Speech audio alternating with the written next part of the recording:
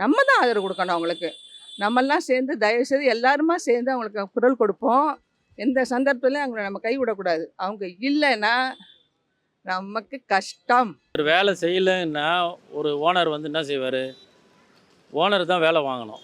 அது அதிகாரிகளுடைய வேலை அது. அதாவது ஒருத்தர் யாரோ ஒரு இடத்துல வேலை செய்யல. அரசியலில் கூட நிறைய பேர் சொல்கிறாங்க, அவர் வேலை செய்யலை, இவர் வேலை, அதுக்காக அரசியல்வாதி எல்லாரும் எடுத்துட முடியுமா? இதுலயாவது நல்ல பேர் வாங்கிட்டு போயிட்டா பரவாயில்ல. டிஎம்கே இதுலயும் கெட்ட பேர் வாங்கிட்டு போயிட்டாங்க. இப்ப அடுத்த ஆட்சி வராதுன்னு நினைக்கிறீங்களா? கண்டிப்பா வராது. எப்படி சொல்றீங்க? கண்டிப்பா உறுதியாக வராதுங்க. எம்ஜிஆர்ன்ற மூன்று எழுத்துனால 11 வருஷம் ஆட்சிக்கு வர முடியல. இப்போ விஜய் என்ற மூன்று எழுத்துனால திரும்பி வர முடியாது. ஆமாம், அவங்கள பர்மனெண்ட் பண்ணிட்டா சரியாக வேலை பண்ண மாட்றாங்க. ஒரு 30 வருஷத்துக்கு முன்னாடிலாம் அப்படி தான் இருந்தது. பர்மனெண்ட்டாக ஆளுங்க இருக்கும்போது கரெக்டாக நடக்கலை. ப்ரைவேட்டில் வரும்போது அதுக்குள்ளே சூப்பர்வைசர்லாம் வந்து கொஞ்சம் கட் அண்ட் ரைட்டாக இருக்கும்போது அது பக்காவாக நடந்தது. சீமான்லாம் ஒரு பொருட்டாகவே எடுத்துக்க மாட்டாங்க. நான் சீமான்லாம் அவர் ஒரு வெறி நாய் மாதிரி. அவர் வெறி பிடிச்சி நாய் மாதிரி தான் சுற்றிட்டு இருக்கிறார். என்ன ஒரு காரணம்னு நான் சொல்லட்டுங்களா? பெரியார் எப்போ பேசினாரோ அவங்க கட்சியிலேருந்து பாதி பேர் வெளியே வந்தாங்கல்ல.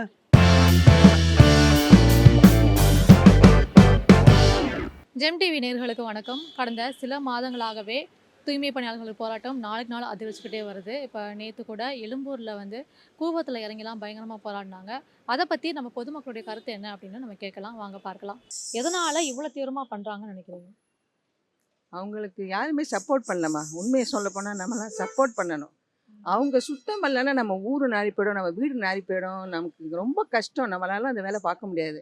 ஆனால் அன்னாடம் அவங்க வர்றாங்க. சண்டே தவிர மற்ற நாளில் வந்து குப்பை எடுத்துகிட்டு போகிறாங்க. அவங்களுக்கு நம்ம உதவி தான் செய்யணும். அவங்க வந்து உண்மையை சொல்லப்போனால் அந்த வேலையெல்லாம் யாருமே பார்க்க முடியாது. மற்றவங்க யாரும் பார்க்க முடியாது. அவங்க பார்க்குறாங்க. அதுக்கு நம்ம சப்போர்ட் பண்ணுவோம், ஆதரவு கொடுப்போம். தயவுசெய்து யாரும் அவங்களுக்கு தொந்தரவு எதுவும் செய்யாதீங்க. முடிந்த அளவுக்கு அவங்களுக்கு என்ன உதவி செய்ய முடியுமோ உதவி செய்யுங்க. நாங்கள் வந்து அவங்க இல்லைன்னா நம்ம ஊர் நாரி போயிடும். உண்மை அதான். அதனால் நம்மலாம் சப்போர்ட் தான் பண்ணணும். காரணம் என்ன? அவங்க உரிமையை கேட்குறாங்க, அவங்களுக்கு இது கேட்குறாங்க. அது செஞ்சு கொடுக்க வேண்டியது கவர்மெண்ட் பொறுப்பு. இவங்க தான் சொன்னாங்க, செஞ்சு தரேன்னு சொன்னாங்க. இப்போ மறுபடியும் பேச்சை மாற்றி பேசுகிறாங்க. அதை அவங்களுடைய இயல்பு. டிஎம்கே இப்படி தான் பண்ணும். அது தெரிஞ்சது தான். அங்கே கூவத்தில் இறங்கி மெயினாக அவர்கள் சொல்கிற என்ன அப்படின்னா, இதுலயாவது நல்ல பேர் வாங்கிட்டு போயிட்டா பரவாயில்ல. டிஎம்கே இதுலயும் கெட்ட பேர் வாங்கிட்டு போயிட்டாங்க. இப்போ அடுத்த ஆட்சி வராதுன்னு நினைக்கிறீங்களா? கண்டிப்பாக வராது. எப்படி சொல்கிறீங்க? கண்டிப்பாக உறுதியாக வராதுங்க. எம்ஜிஆர்ன்ற மூன்று எழுத்துனால 11 வருஷம் ஆட்சிக்கு வர முடியல. இப்போ விஜய் என்ற மூன்று எழுத்துனால திரும்பி வர முடியாது. ஏன்னு கேட்டிங்கன்னா, விஜய்னால இவர் ரொம்ப அடி வாங்குவார். அவர் 10 ஜெயிக்கிறது ரொம்ப கம்மியாகும். ஒரு 70 சீட்டு 60 சீட்டு இவங்க ஜெயிக்க முடியாது. யார்? டிஎம்கே ஜெயிக்க முடியாது. அவர் தோக்கறாரோ ஜெயிக்கிறாது அப்புறம். இவருனால விஜய்னால இவங்க கண்டிப்பாக தோப்பாங்க. விஜய் சரி, அப்போ யார் வருவான்னு உங்களுக்கு கருத்து? யார் வருவான்னு உறுதியை இப்போதைக்கு சொல்ல முடியாது. இன்னும் கூட்டணி உறுதியாகட்டும், அதுக்கப்புறம் தெரியும். இப்போதைக்கு வந்து விஜய்னால ஒரு 70-80 சீட் அடிவாங்க. சரி, அப்போ யார் வந்தால் தூய்மை பணியாளர்களுக்கு வந்து தீர்வு காண முடியும்னு நினைக்கிறீங்க? விஜயே வச்சு விஜய் வந்தால் கூட செய்வார், நம்பலாம். காரணம் அவங்களுக்கு வந்து நிரந்தர வேலைவாய்ப்புக்காக அவங்க போராடுறது. என்னை பொறுத்தவரையும் வந்து அரசில் வந்து நீங்கள் ஒர்க் பண்ணுற இடத்துல வந்து அரசுக்கு வந்து தெரிஞ்சு தான் வந்து அதில் சேர்ந்துருக்கீங்க. கான்ட்ராக்டில் இருந்தால் ஒர்க் பண்ணுறோன்னு சொல்லிட்டு நீங்கள் நம்ம வந்து சேர்ந்துருக்கோம். அப்படி இருக்கும்போது வந்து கவர்மெண்ட் வந்து ஒரு ஆப்ஷன் கொடுப்பாங்க. கொடுக்குறவரும் கொஞ்சம் வெயிட் பண்ணி தான் ஆகணும். நீங்கள் ஒரே நேரத்தில் வந்து வந்து அரசை வந்து இப்போ எலெக்ஷன் டைமில் வந்து டைட் பண்ணால் வந்து அரசு வந்து பர்மனெண்ட் ஆக்கும் அப்படின்னு நினைக்கிறதே வந்து தவறுன்னு நான் என்னுடைய கருத்து. ஸோ அதனால் கொஞ்சம் காத்திருந்து அரசு வந்து திட்டங்களை வந்து நாளை ஃப்யூச்சரில் வந்து ஏதாவது இம்ப்ளிமெண்ட் பண்ணி அதுக்கு வாய்ப்பு கிடைக்கிற பட்சத்தில் அவங்களுக்கு வந்து அந்த வாய்ப்பு வந்து தானாக வந்து காமியும். மேடம், தூய்மை பணியாளர்கள் தான் அவங்க வந்து ஒரு கஷ்டப்படுற சூழ்நிலை தான் வந்து குப்பை கூட பெருக்கிறாங்க அப்படின்னா அவங்க தனியார்மயமாக்குறது அது வந்து மிக குறைவு. அவங்க தனியார்மயமே வச்சிருக்கக்கூடாது. அவங்க வந்து ஒரு கஷ்டப்படுற சூழ்நிலையில் வந்து ஒரு கான்ட்ராக்டில் கொடுத்து அது பண்ணுறது வந்து சரியானது கிடையாது. அது வந்து தப்பான முறை தான். என்னுடைய பாயிண்ட் ஆஃப் வியூ சொல்கிறது அது தப்பு தான்.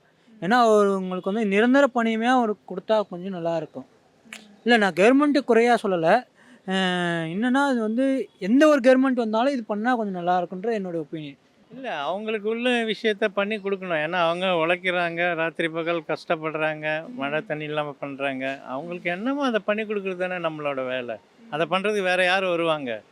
அவங்கவுங்க வேலைக்கு உள்ளது கிடைக்கணும், அதுதானே நியாயம். அப்போ அதை வந்து இப்போ இருக்கிற ஆளுங்கட்சி வந்து அதை பண்ண மாட்டாங்க அப்படின்னு நினைக்கிறீங்களா?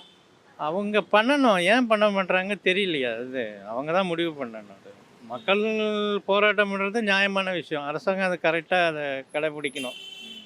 அது எல்லா இதுலேயும் அது நடக்கும்போது இங்கே மட்டும் ஏன் அது தப்பு நடக்குது? அது கவர்மெண்ட் தான் பார்க்கணும். அது கொரோனா காலத்தில் நல்லா பார்த்தாங்க, பண்ணாங்க, செஞ்சாங்க. நல்லா இது பண்ணி பண்ணி செஞ்சாங்க. அவங்களுக்கு வந்து எப்பவும் போல நல்லா பார்த்து நல்லா பண்ணி நல்லா செய்ய வேண்டியது. எனக்கு தெரிஞ்சு தமிழ்நாடு அரசை தான் நம்ம குறை சொல்லணும். ஒரு ப்ரைவேட்காரன் ஒரு கான்ட்ராக்டில் பேசிக்காக விட்றாங்கன்னா அது பணம் சேகரிக்கிறதுக்காக. ஒரு கவர்மெண்ட்டே கான்ட்ராக்ட் விட்றாங்கன்னா அப்போ கவர்மெண்ட்டே வேஸ்ட்டு தானே இது. அதனால் கவர்மெண்ட்டு தான் இது எடுத்து நடத்தணுமே தவிர அப்போ கவர்மெண்ட்டே எனக்கு ஒருத்தரை வேலை வாங்க தகுதி இல்லைன்ற அர்த்தமாயிடுது. இது முழுக்க முழுக்க கவர்மெண்ட்டு தான் டைரெக்டாக அவங்க எல்லாருக்கும் அப்பாயின்மெண்ட் ஆர்டர் கொடுக்கணும். இப்போ இதனால தூய்மை பணியாளர்கள் அவங்களோட வாழ்வாதாரம், பொருளாதாரம் எந்த அளவுக்கு பாதிக்கப்படுதுன்னு நீங்க நினைக்கிறீங்க? அவங்களுக்கு தெரிஞ்சும் தெரியாமையே நீங்கள் ஒரு ஆசை வார்த்தையை காட்டிடுறாங்க. ஒரு 5 வருஷம் செய்யுங்க, உங்களுக்கு அப்பாயின்மெண்ட் ஆகும். 10 வருஷம் செய்யுங்க, நீங்கள் உண்மையாக இருந்தீங்கன்னா கவர்மெண்ட் வேலை கிடைக்க வாய்ப்பு இருக்குது. இவங்க ஆசை வார்த்தைகளை கேட்டு தான் இன்றைக்கி ஜனங்க வந்து கவர்மெண்ட்டில் கான்ட்ராக்ட் ஒர்க்கு இறங்கிறதுக்கு காரணமே. அதனால் இவங்க ஆசை வார்த்தை தூண்டின மாதிரியே அவங்களுக்கு ஒரு 10 வருஷமாக ஆனாலும் கூட அப்பாயின்மெண்ட் கொடுக்கறதுக்கு அவங்க முயற்சி பண்ணணும். இப்போ இந்த அளவுக்கு போராடாத காரணம் வந்து தனியார்மயமாக்க போறாங்க. ஏன்னா அரசுல இருந்து இந்த பணியை தனியார்மயமாக்குறதுக்காண்டி தான் இவ்வளோ வலுவா வந்து போராட்டம் நடக்குது. அதை நீங்க எப்படி பாக்குறீங்க? எதனால தனியார்மயமாக்குறாங்கன்னு நீங்க நினைக்கிறீங்க? தனியார் மயமாக்கினா இன்னும் கொஞ்சம் நல்லா செய்வாங்கன்னு நினச்சி அரசு அப்படி செய்யலாம். ஆனால் என்னைய பொறுத்த வரைக்கும் அரசு தான் அதை பொறுப்பு எடுத்துக்கணும். இதெல்லாம் தனியார் மயம் ஆக்கக்கூடாது. ஊர் இப்போ உண்மையிலேயே நாங்கள்லாம் வந்து வெளியூர்லேருந்து இங்கே வந்தோம்னா ஊர் சிட்டி வந்து ரொம்ப சுத்தமாக இருக்குது. முன்னாடி இருந்ததுக்கு இப்போ நல்லா சுத்தமாக நல்லா இருக்கு. ஏன்னா அவங்க அரசுடைமையாக இருக்கிறதுனால தான் கவர்மெண்ட் நல்லா பார்த்துக்குது. கவர்மெண்ட்டில் இருந்தால் தான்ப்பா அவங்களுக்கு நல்லது. ஃபுல் சப்போர்ட் நம்ம எல்லாம் அவங்களுக்கும் திருப்தியாக இருக்கும். தனியார் மயம் ஆக்கிறத யாரும் ஒத்துக்கக்கூடாது. தனியார் மயம் ஆக்கக்கூடாது. கவர்மெண்ட்டுக்குன்னு சில பொறுப்புகள் இருக்கணும். அதே மாதிரி ஊர் சுத்தமாக இருந்தால் தான் இப்போ வெளிநாட்டில் நாங்கள்லாம் வர்றவங்கெல்லாம் வந்து சுத்தமாக இப்போ நடக்கிறோம். இப்போ இந்த இடம்லாம் ரொம்ப முதல்ல ரொம்ப உண்மையாக சொல்லணும்னா ரொம்ப இதாக நாத்தமாக தான் இருக்கும், குப்பையாக தான் இருக்கும். இப்போல்லாம் பாருங்கள் சுத்தமாக இருக்குது. நம்மளாம் அப்படி உட்காந்து நம்ம பேசுகிறோம், ரொம்ப நல்லா இருக்குது. தயவு செய்து எந்த காரணத்தை முன்னிட்டு தனியார் மயம் ஆக்கக்கூடாது. அவ்வளோதான். இப்போ நேற்று தூய்மை பணியாளர்கள் என்ன சொல்றாங்க அப்படின்னா, KN நேரு வந்து இங்க வந்தே ஆகணும். ஏன்னா அவர் தான் நகராட்சி நிர்வாகத்துறை அமைச்சர். அவர் வந்தே ஆகணும் அப்படின்னு ஆவேசமா சொல்றாங்க. ஊழல் மண்ணாச்சு அவருக்கு வருவார். என்னது? ஊழல் மண்ணாச்சு அவருக்கு வருவார். 2000 கோடி ஊழல் பண்ணியிருக்காரு. அவருக்கு பொதுமக்கள்கிட்ட வருவாரா? வரமாட்டார். சரி, இப்போ தூய்மை பணியாளர் சார்பா நீங்க என்ன அரசுக்கு கோரிக்கை வைக்கணும்னு நினைக்கிறீங்க? பண்ணி கொடுங்க, நல்லது பண்ணி கொடுங்க பொதுமக்களுக்கு. அவங்க அப்போ எதுக்கு போராடுறாங்க? அவங்களுடைய இதை நியாயத்தை கேட்குறாங்க. நீங்கள் தான் சொன்னீங்க, செஞ்சு கொடுக்க வேண்டியது உங்கள் முறை. அவ்வளோதான். அப்போ இதனால வந்து அடுத்து சட்டமன்ற தேர்தலில் வந்து கண்டிப்பா அவங்க குடும்ப ஓட்டு எதுவுமே டிஎம்கேக்கு விழாது. ஒரு 80% ஓட்டு ஒரு ஓட்டு அல்ல. அவங்க குடும்பத்தில் இருக்க 4-5 ஓட்டு இருந்தால் அந்த 5 ஓட்டு விழாது. தூய்மை பணியாளர் ஓட்டு எந்த ஓட்டு விழாது. 10-20 ஓட்டு விழுது, அதுவே சமாச்சாரம். 80% 75% விழுவாது. கண்டிப்பாக விழுவாது. அவங்க குடும்பத்தோட அத்தனை பேர் ஓட்டு விழாது. இப்போ தூய்மை பணியாளர்களோட வந்து எந்த அளவுக்கு பாதிக்கப்படுறாங்க? இப்போ இது தொடர்ந்துட்டே இருந்தால் இவங்களோட பாதிப்பு எந்த அளவுக்கு இருக்கும்? பாதிப்புன்னு தான் அவங்க போராடுறாங்க. செஞ்சு கொடுக்க வேண்டியது கவர்மெண்ட் பொறுப்பு இல்லை. அவங்க பாதிப்புன்னு தான் போராடுறாங்க. செஞ்சு கொடுக்க வேண்டியது நீங்கள் தான் சொன்னீங்க, நீங்கள் செஞ்சு கொடுக்க வேண்டியது.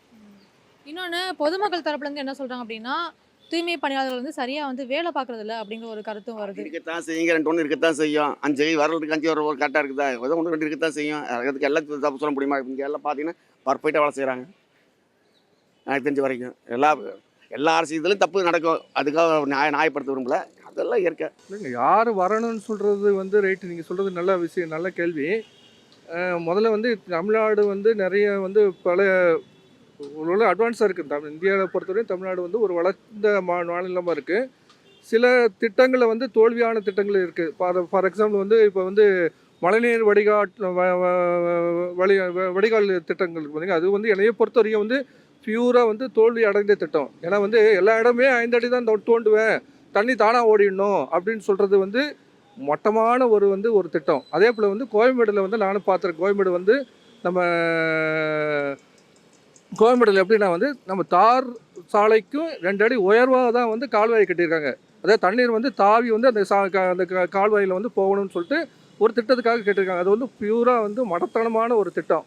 அந்த திட்டத்தை வந்து அதிகாரிகள் பார்க்குறாங்களா இல்லையா எதுவுமே தெரியல. அந்த திட்டத்துக்கு எப்படி நிதி ஒதுக்குறாங்க? ஏன்னா அரசு பணம், இந்த அரசு பணத்தை வந்து எவ்வளோ விரயம் பண்ணணுமோ அந்த அளவு விரயம் பண்ணுறாங்க. அது வந்து எதிர்காலத்தில் வந்து பார்ப்போம், எந்த ஆட்சி அமையுதுன்னு பார்ப்போம். அந்த ஆட்சி வந்து அவங்களுக்கு வந்து எந்த திட்டங்களை வந்து செயல்படுத்துகிறாங்கன்னு சொல்லிட்டு எதிர்காலம் தான் அது தெரியும். நம்ம வந்து டிசைட் பண்ண முடியாது. நம்ம ஓட்டு போடுறது மட்டும் தான் எங்களுடைய வேலை. அரசு வந்து வருவாங்க, வரும்போது வந்து திட்டங்களை தீட்டுவாங்க, பார்ப்போம்.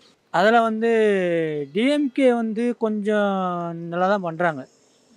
அது வந்து அதிமுக காலகட்டத்தில் அது அவங்க பண்ணது சரியில்லை. ஆனா அவங்கள எதிர்த்து தானே சார் இப்போ வந்து ஒரு 100 நாளுக்கு மேல போராட்டம்.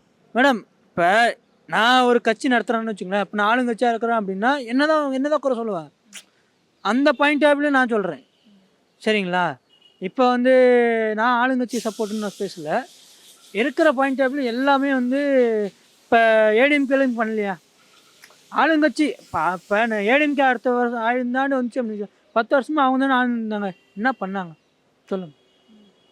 10 வருஷமாக பண்ணாங்களே, தூய்மை பணியாளருக்கு என்ன பண்ணாங்க? என்னோட கொஸ்டின் நீங்கள் சொல்லுங்க. இந்த 5 ஆண்டில் வந்து எவ்வளோ பிரச்சனை வந்தது? 2019 கொரோனா, அந்த பிரச்சனை நிதி நெருக்கடி, அதுலேயும் நிறைய திட்டங்களை கொண்டு வந்திருக்காங்க. அதுவும் இப்போ வந்து தனியார் மயமாக்குனதுக்கான காரணங்கள்னு சொல்லி இந்த டிஎம்கே சொல்கிறாங்களே, அதில் எதை வச்சு சொல்கிறாங்கன்னு எனக்கு தெரியல. அவங்க பல சப்கான்ட்ராக்ட் போட்டு வித்துட்டு இருந்தவங்க. சரிங்களா? டிஎம்கே கொஞ்சம் ஓரளவுக்கு பரவாயில்ல. சரிங்களா? அது ஏடிஎம்கேவில் எதுவுமே நான் சொல்ல மாட்டேன். அவங்க ஒரு கட்சி, அவங்க ஒரு கவர்மெண்ட்டுக்கே லாக் இல்லைன்ற மாதிரி அர்த்தம். ஒரு 10 வருஷமாக இருந்தாங்களே, அந்த அம்மா இருக்கக்குள்ள கூட என்ன பண்ணாங்க? ஏதோ ஒரு சில திட்டங்களை மட்டும் மகளிருக்கு பண்ணாங்க. தாலிக்கு தங்கம், அது மட்டும் தான், லேப்டாப்பு, இது மட்டும் தான் பண்ணாங்க. வேறு எதுவும் பெருசாக பண்ண மாதிரி இல்லை. முன்னாடியெல்லாம் அங்கே அரசாங்க வேலை ஆளுங்க இருந்தப்போ கரெக்டாக வேலை பண்ணல, ரொம்ப க்ளீனாக இல்லைன்றதுக்காக ப்ரைவேட்டில் விடும்போது அவங்க கொஞ்சம் கட் அண்ட் ரைட்டாக பண்ணி அதை பக்காவாக பண்ணிக்கிட்டு இருக்காங்கன்ற விஷயம் அதனால பண்ணியிருப்பாங்க. அப்போ உங்க கருத்து வந்து பொதுமக்கள் கருத்தே வந்து என்னவா இருக்குன்னா, அவங்க சரியா வேலை பார்க்க மாட்டாங்க அப்படிங்கிறதும் ஒன்று குற்றச்சாட்டு இருக்கு. அது உண்மைன்னு நினைக்கிறீங்களா? ஆமாம், அவங்கள பர்மனெண்ட் பண்ணிட்டா சரியாக வேலை பண்ண மாட்றாங்க. ஒரு 30 வருஷத்துக்கு முன்னாடிலாம் அப்படி தான் இருந்தது. பர்மனெண்ட்டாக ஆளுங்க இருக்கும்போது கரெக்டாக நடக்கலை. ப்ரைவேட்டில் வரும்போது அதுக்குள்ள சூப்பர்வைசர்லாம் வந்து கொஞ்சம் கட் அண்ட் ரைட்டாக இருக்கும்போது அது பக்காவாக நடந்தது. அப்போ வந்து அரசாங்கம் கட் அண்ட் ரைட்டா இல்லையா? அரசாங்க அதிகாரிங்களாம் கரெக்டாக இருந்தால் அது கரெக்டாக தான் நடக்கும். அவங்க மேலே தப்பு பண்ணும்போது மற்றவங்கெல்லாம் அதுக்கு அட்ஜஸ்ட் பண்ணிட்டு போகிறாங்க, அவ்வளோதான் விஷயம். எந்த கட்சியும் வாய்ப்பு இல்லை குரல் கொடுக்கறதுக்கு. ஒருத்தரை வச்சு ஒருத்தரை ஏமாத்து தான் இன்றைக்கி அரசியலே இருக்குது. இப்போ இந்த போராட்டத்தினால அடுத்த வர சட்டமன்ற தேர்தலில் ஆளுங்கட்சிக்கு வந்து ஏதாவது பாதிப்பு ஏற்படுமா? வாக்கு வங்கியில் எதுவும் குறைவு ஏற்படுமா? இதனால் வாக்கு வங்கிலாம் கண்டிப்பாக குறைபடாது. ஏன்னா அவங்களும் செய்ய வேண்டியதை நாங்கள் செய்கிறோம். ஃபஸ்ட்டு யார் கான்ட்ராக்ட் விட்டாங்களோ அவங்க தான் இதுக்கு முதல் காரணமே. அது இவங்க பணி அதிகமாக செய்ய முடியலன்றதுக்காக, பணி வேலை வாங்க முடியலன்ற கவர்மெண்ட்டு தகுதி இழந்திருக்கு. அதனால தான் இந்த கான்ட்ராக்ட் பேசிக்காக விட்டாங்க. இனிமேலாவது இவங்க டைரெக்டாக எடுத்து அதிகாரிங்களாம் என்னத்தை செய்கிறாங்கன்னே தெரியல.